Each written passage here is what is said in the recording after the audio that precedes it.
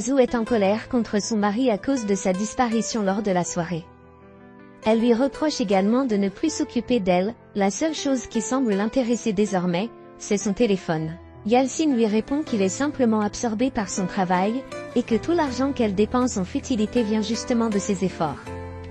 Azou, furieuse, comprend ses propos comme une insulte, elle pense que Yalcin la traite de pauvre malgré toutes les années de mariage et de sacrifice.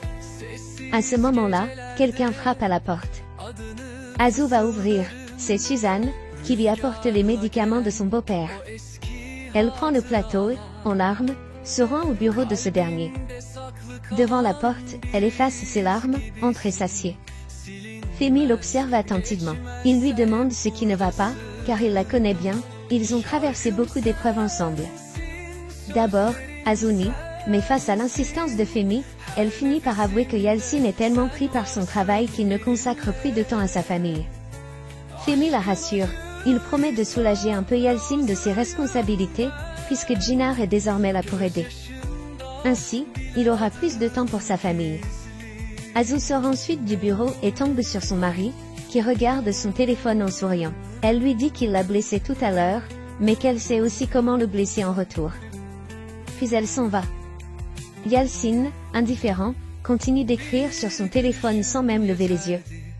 De l'autre côté, Denise et sa sœur décident de rentrer, mais elles se rendent compte qu'elles sont suivies par deux hommes. Elles s'arrêtent et Denise se met à crier sur eux, car ces derniers tiennent des propos déplacés. Les hommes, furieux, veulent les attaquer. C'est alors qu'Osgour intervient pour calmer la situation, mais il ne fait pas le poids face aux agresseurs. Oiku crie à l'aide. Amirth l'entend et accourt, suivi de Jinar et Essin. Jinar tente de se battre avec les bandits, malgré le fait que l'un d'eux ait un couteau. Jinar est légèrement blessé pendant l'affrontement, et c'est à ce moment-là qu'il aperçoit Denise, ce qui le surprend. Des policiers arrivent enfin sur les lieux. Les agresseurs prennent la fuite. Oiku et Denise en profitent pour monter dans le premier taxi qu'elles trouvent, aidées par Amirth. Dans le taxi, elle essaie de reprendre leur souffle. Plus tard, Jinar et ses amis discutent de ce qui s'est passé. Essin ne comprend pas pourquoi Jinar a pris un tel risque alors qu'un des hommes était armé. Elle lui demande plusieurs fois s'il va bien, et Jinar la rassure. Le lendemain matin, Denise et sa sœur préparent le petit déjeuner en reparlant de l'incident. Oiku lui explique que l'homme qui les a aidés à monter dans le taxi, c'est Amirth. Denise est heureuse, car il semble tenir à sa sœur. Oiku en profite pour taquiner sa sœur à propos de Jinar. À ce moment-là, leur mère appelle Oiku pour qu'elle vienne l'aider. Oiku en profite pour demander à Denise si elle savait qu'elles avaient une tante, et elle lui parle d'une photo mystérieuse. Ayusel change rapidement de sujet et dit à Oiku d'aller se préparer pour le travail. Elle attendra Hailey pour qu'elle lui donne un coup de main. Après le départ d'Oiku, Denise demande à sa mère de quelle tante parlait sa sœur. Ayusel reste silencieuse. C'est alors qu'Hailey arrive avec une bonne nouvelle, une cousine à elle va se marier, et elle a demandé à engager Denise comme photographe artistique pour le mariage et elle est d'accord. Denise est ravie d'être engagée, et sa mère partage sa joie. De l'autre côté, Jinar rend visite à ses amis. Ensemble, ils concluent qu'ils auront besoin d'un photographe jeune, dynamique et ayant des compétences en design. Pendant ce temps, Denise dit au revoir à sa mère avant de se rendre à un autre entretien. Chez les Kosdjiabeh, Femi travaille avec ses deux fils. Amirth arrive et lui annonce que sa mère souhaite voir Jinar. Ce dernier décide d'aller lui répondre. Femi en profite alors pour demander à son fils de s'occuper des affaires avec les Yuxil et de surveiller de près Tekin.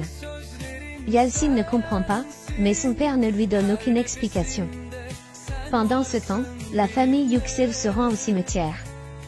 Tekin prie pour ses parents et son frère, puis exprime ses regrets d'avoir été en mauvais termes avec ce dernier avant leur décès. Son frère l'avait accusé d'être responsable de la mort de leurs parents, car il avait épousé une femme que ceux-ci n'approuvaient pas. Tekin regrette de ne pas avoir fait la paix avec lui.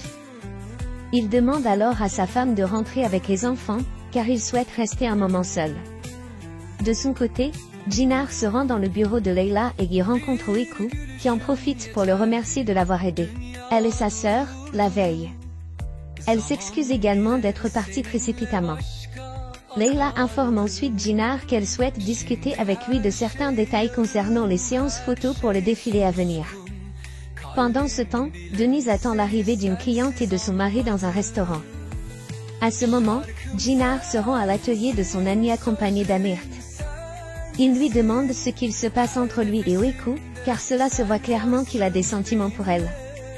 Amirt lui explique qu'ils sont amoureux, mais que la situation est compliquée. Jinar lui conseille de lui avouer ses sentiments et d'assumer leur relation s'il l'aime réellement.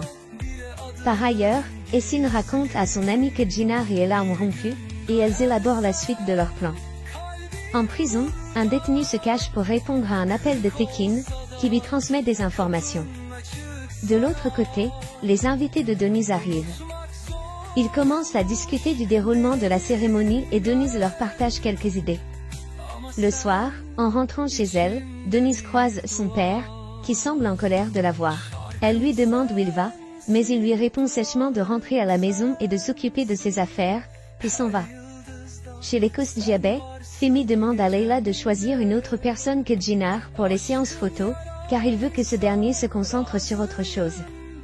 Il lui demande aussi de ne pas révéler à Jinar que cette décision vient de lui. Azu, qui apporte les médicaments de Femi, écoute leur conversation derrière la porte. Lorsqu'elle voit Leila sortir, elle sourit et se dit qu'elle saura quoi faire. Elle attend un moment, frappe à la porte, puis entre dans le bureau. Elle est inquiète, car son mari n'est toujours pas rentré. Femi tente d'appeler l'ami de son mari, mais celui-ci n'est pas avec lui. Pendant ce temps, Yalcin a un rendez-vous avec une femme. Le lendemain matin, Azu n'arrive pas à prendre son petit déjeuner, préoccupée par l'absence de son mari toute la nuit. Elle n'arrive pas à le joindre. Soudain, il rentre. Elle l'accuse immédiatement et lui demande où il était. Femi explique à Azu qu'il avait confié un travail qui a duré toute la nuit. Quand il a voulu l'appeler, elle dormait déjà, et il n'a donc pas voulu la déranger. De son côté, Wiku est heureuse, elle va participer à un défilé pour la première fois de sa vie, car son patron souhaite qu'elle les accompagne. Sa famille partage sa joie. Son père se réveille, mais il est de mauvaise humeur, une dispute éclate entre lui et sa femme, puis avec Denise, car il pense que cette dernière a révélé à sa mère qu'elle l'avait vue la veille. Il quitte la maison en colère. Peu après, Azu croise son mari dans les escaliers. Elle lui demande de lui dire enfin la vérité, sinon elle la devinera elle-même. Yalcin lui répond qu'il travaille tous les jours avec son père. Azu lui rétorque qu'il n'est pas devenu bourreau de travail du jour au lendemain, et qu'elle s'est tue jusque-là seulement par respect pour son beau-père. Sans lui, dit-elle, il n'aurait aucune chance de la convaincre. Yalcin lui dit au revoir car il doit aller travailler. Pendant ce temps, Denise fait face à un problème. Le lieu prévu pour le tournage n'est plus disponible, car la famille du propriétaire l'occupe. Elle doit donc s'entretenir rapidement avec le directeur. Les futurs mariés sont impatients.